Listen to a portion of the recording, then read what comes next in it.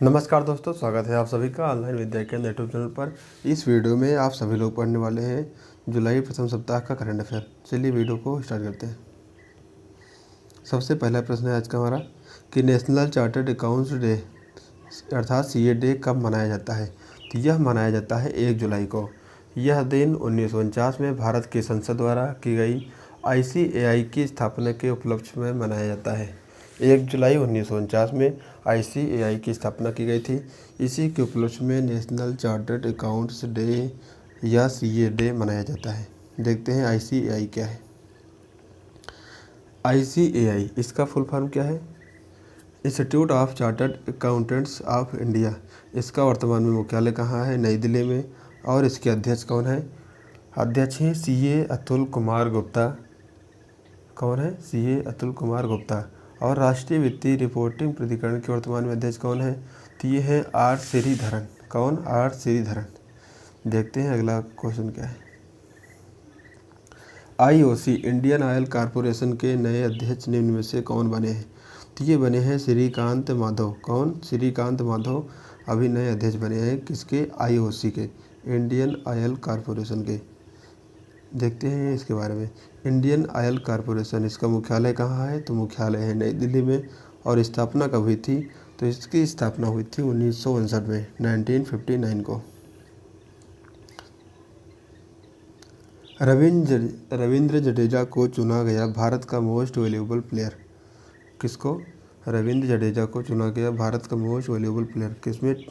21वीं सदी का दूसरा मोस्ट वैल्यूएबल टेस्ट प्लेयर बनाता है किसको? रविंद्र जडेजा को। नंबर 1 पे कौन है? जो प्रथम है ये है मुथैया मुरलीधरन। इनकी रेटिंग कितनी है? 97.3। श्रीलंका के हैं। मोस्ट वैल्यूएबल प्लेयर 21वीं सदी का जो है पहले कौन है? मुथैया मुरलीधरन। और दूसरा चुना गया है रविंद्र जडेजा को। देखते हैं थोड़ा रविंद्र जडेजा के बारे में। रविंद्र जडेजा उन्होंने 2009 में अपने करियर की शुरुआत की और 2020 तक भारत के लिए 49 टेस्ट मैच, 165 वनडे और 49 टी20 मैच खेले हैं। देखते हैं अगला क्वेश्चन। गुडनी जोहानसन को हाल ही में किस देश का राष्ट्रपति चुना गया है? गुडनी जोहानसन को हाल ही में किस देश का राष्ट्रपति चुना गया है? तो इनको कहाँ का राष्ट्रपति चुना गया है? आइसलैंड का। कहाँ का? आइसलैंड का। ये है गुडनी जोहानसन। आइसलैंड की राजधानी क्या है? तो राजधानी है रेकजाविक। और मुद्रा वहाँ की वर्तमान में इस समय क्या है? तो आइसलैंडिक क्रोना। राजधानी क्या है? रेकजाविक। और मुद्रा है आइसलैंडिक क्रोना। ये आपको याद रखना है। ये भी याद रखना है कि गुडनी जोहानसन को आइसलैंड का अभी हाल ही में राष्ट्रपति चुना गया है। ये क्वेश्चन आपके एग्जाम में आ सकता है। देखते हैं आगे। ये कौन है? आप पहचानते होंगे। ये है के वेणुगोपाल। कौन है? के वेणुगोपाल। ये भारत के वर्तमान में अटॉर्नी जनरल है। वर्तमान में ये भारत के अटॉर्नी जनरल है। इनका कार्यकाल 1 वर्ष के लिए बढ़ा दिया गया है। ये अगले वर्ष तक भारत के अटॉर्नी जनरल कहलाएंगे। ये आपको याद रखना है। इनका कार्यकाल 1 वर्ष के लिए बढ़ाया गया है। इंदिरा रसोई योजना हाल ही में किस राज्य में शुरू की गई है? इंदिरा रसोई योजना कहाँ शुरू की गई है? तो ये शुरू की गई है राजस्थान में। कहाँ पर? राजस्थान में। वर्तमान में मुख्यमंत्री कौन है राजस्थान के? तो अशोक गहलोत। और राज्यपाल वहाँ के कौन है इस समय? तो कलराज मिश्र। कौन? कलराज मिश्र।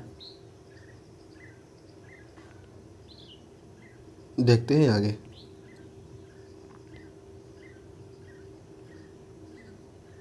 क्वेश्चन है हाल ही में प्रकाशित book legend of Suheldev the king who saved India.